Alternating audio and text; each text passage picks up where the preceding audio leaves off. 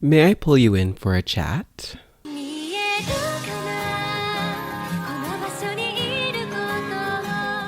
Hello, my wonderful besties. I hope you're all well. Today's topic is a bit of a lighter one. Finally, I get to gush over a sweet, charming romance anime that is Snow White with the Red Hair, aka Akagami no Shirayuki Hime. This show is really fun, and if you like Yona of the Dawn, you're gonna really love this show too.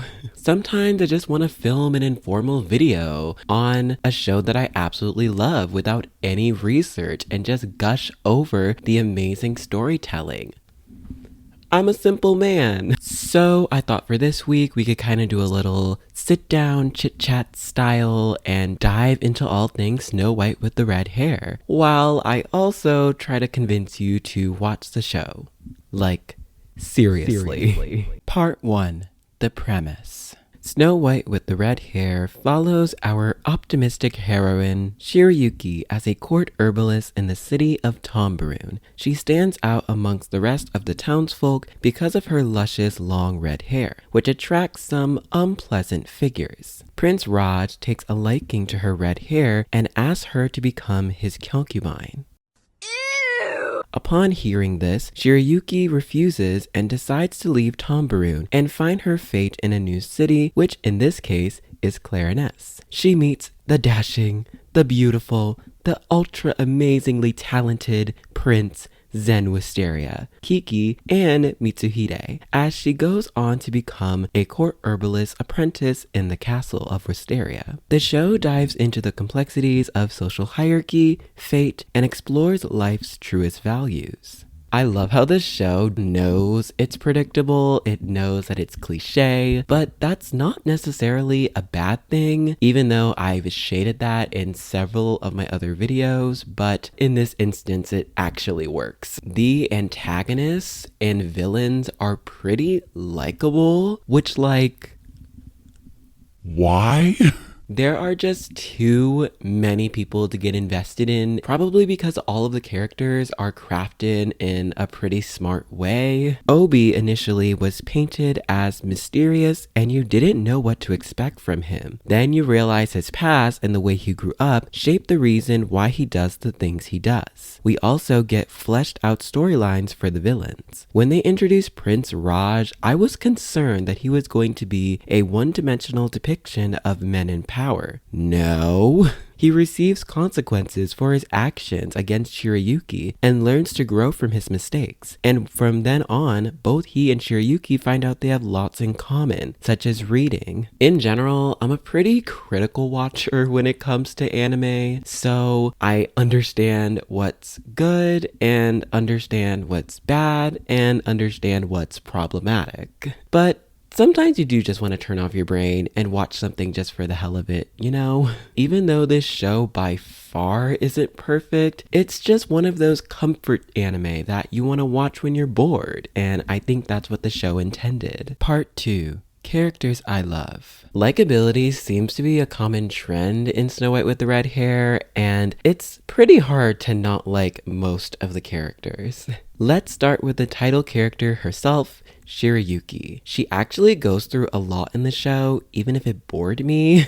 She has to move away from home, meets completely new people, and deals with loads of creeps hunting her down because of her red hair. Shirayuki is sweet in nature and just wants the best for her friends and Zen. Like, you cannot convince me otherwise that Shirayuki did not give everything 110%. Hello? When all of those villagers were sick and she stood up until all of them were better, trying to get rid of the firewood that was causing all these toxins. How did she even figure that out? It's some icon behavior. She doesn't use Zen's title of being the second prince of Clariness to advance her own position in being a court herbalist. She's just a very determined young girl. Yes, that is a cliche. It is an archetype. The I'm not like other girls and we're over it, but it's not annoying and it's not constantly pushed on that Shirayuki is different. It's just who she is, rather than trying to make her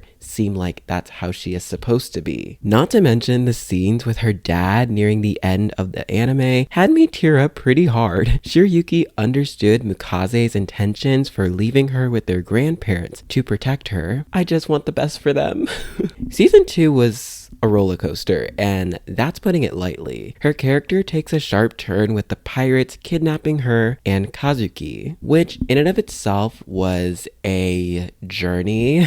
Season 2 actually was when I kind of was tuning in and out of the show. Shirayuki was just kind of there for the most part. They were just trying to give more background to a lot of the secondary characters, which was greatly appreciated. Like, we already knew who she was. We don't need to have a wider explanation of why she's doing the things she does when we're trying to figure out this new group of bandits and why they want treasure and money. In the end, the whole plot does center around her and Zen reuniting. They kiss and potentially will get married at some point, but do not hold me to it. I have not finished the manga. Don't spoil it for me, you guys. I am reading it right now. Obi is probably my favorite character. He is arguably the best written. I loved his growth throughout the seasons. He originally was a mercenary and an assassin that was hired by Lord Haruka to prevent Shirayuki from entering the castle and meeting Zen and furthering their relationship. Obi initially was surprised that Shirayuki continued to run outside the castle after he shot an arrow at her with a note of warning for meeting Zen. Following those events, he becomes a protector and aide for Zen and Shirayuki. This one scene of Shirayuki drunk and Obi holding her is just chef's kiss, a wonderful piece of art. Love that shit. During combat, he kind of reminded me of Naruto, which isn't a huge stretch considering that he does carry Shuriken with him.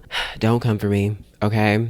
I love Naruto. I'm sorry. He does end up having romantic feelings for Shirayuki. I know it explores it a lot more in the manga, but in the anime, the nice little subtle touches of it is really sweet. There's a scene when he's looking at his hand as he was holding Shirayuki in the library and already starts to build these romantic connections, and it was so subtle and so carefully crafted that once you really see him just burst into how he feels, it's just so refreshing. It's implied that he met Shirayuki during her childhood since they both grew up in Tombaroon, so if they wanted to kind of connect those little storylines of them being together, that would have been actually really great. Which would make his realizations in the library paint sort of a continuity between the relationship between the two of them, and if that isn't an amazing plot for a romance anime, I don't know what is.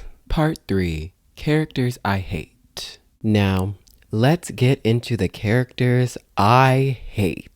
I was not a huge fan of Mihaya. Even though he was less annoying in season 2, I felt like his growth was a little lacking. The main plot point he has is that he wants to regain his family's previous wealth, and in the second season he joins up with Zen and his crew to battle the pirates, but he was just kind of there. He only added information about the pirates' whereabouts, and that pretty much concludes his character arc. Prince Izana confused me. I see the vision, the older brother that has a superiority complex, he's more royal, he's more put together, he's more mature, blah, blah, blah. His main purpose is to make sure Zen keeps his duties professional as he is the prince. He even sends Shirayuki back to Tombaroon to potentially have her return there and be with Prince Raj. Besides those storylines, he's a bit bland. Umihebi. I never found you funny. I never found you entertaining. I never found you smart. I just found you annoying. I despise her. And of course, it's a product of her character. She's the villain in season 2. She's the leader of the pirates. I guess I do like the subversion of viewing those aggressive stereotypes that we usually associate with men actually being translated into women. But, I don't condone her domestic abuse towards her crew, which made me a bit uncomfortable. At one point, she probably has some internalized misogyny, especially when she looks at Shirayuki as a product rather than an actual person, which that might be a little bit of a stretch, but you be the judge. あんた目立つからね。故郷なんて思い出せないくらいどっか遠くに飛ばしてやるよ。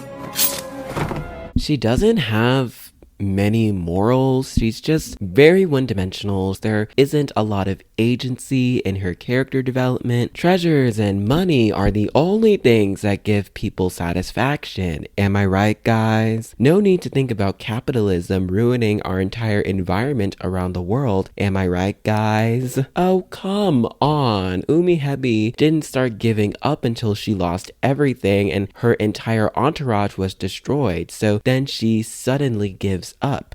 Am I right, guys? I'm kidding. I'm not gonna drag on her too much because, again, she was written to be a very unlikable character. Part 4. Honorable mentions. I love Mitsuhide. He is just so fine. He's just a very kind person. I really loved his relationship with Zen. They seemed more like brothers than servant to the prince. I just feel like he's, a great depiction of how more men should be looked at. He's able to express his emotions. When Zen makes some poor decisions, he sometimes doesn't want to tell him because he cares about him. Ryu is absolutely adorable. He's a bit awkward. He's the youngest court herbalist in Clarinets and is very mature for his age. I also really like the bits when he's just acting like a 12-year-old. He's a child. He's happy and funny, and Shirayuki recognizes that, even though all the people treat him much older than he is because of his accomplishments. Oh yes, we love the child prodigies.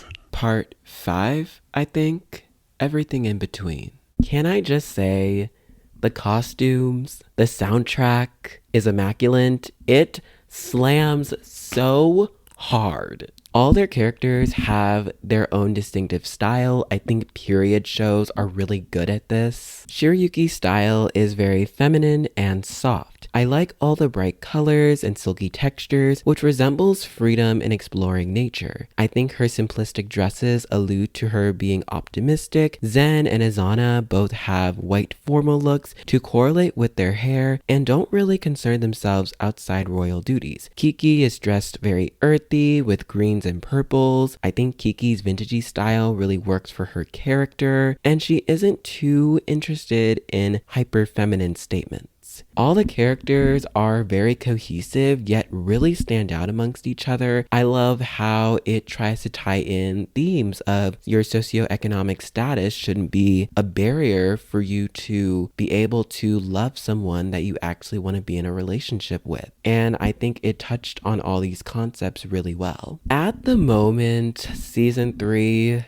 doesn't appear like it's going to be happening since season 2 was made years ago and the manga is still continuing. So since the manga is doing really well, I feel like TV companies, especially since this show was made by Studio Bones, are going to be working on more popular shows such as My Hero Academia, Mob Psycho 100, and Bungo Stray Dogs, which I hear is getting a new season, but that's for another video. Anyways, that's all I have for today. Let me know what you guys think about Snow White with the red hair. This was a lot more casual, and honestly, this is really kind of fun. I actually am just wondering, so you can leave a comment down below if you feel like you can contribute, but I wonder if I should do more casual, sit down, chatty videos about anime that I've been watching in between my more researchy analysis video essay, because as much as I love making those videos, it takes me a very long time to make, and I definitely want to post more consistently. So yeah, just let me know down below. I hope you all have a lovely rest of your day.